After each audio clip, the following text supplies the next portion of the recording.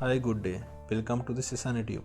Today we are going to discuss about drop-down list of Excel. Please don't forget to click subscribe button.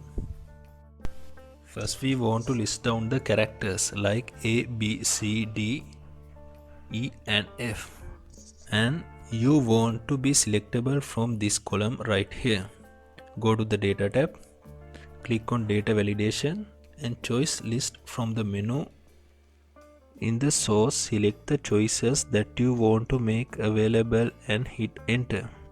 Make sure this is cell drop down checkbox is checked and hit OK. Now when you are in the column and you hit the down arrow, it gives you those 6 choices to choose from. If you try to type some that you outside from that range, it gives you the warning that value does not match the list.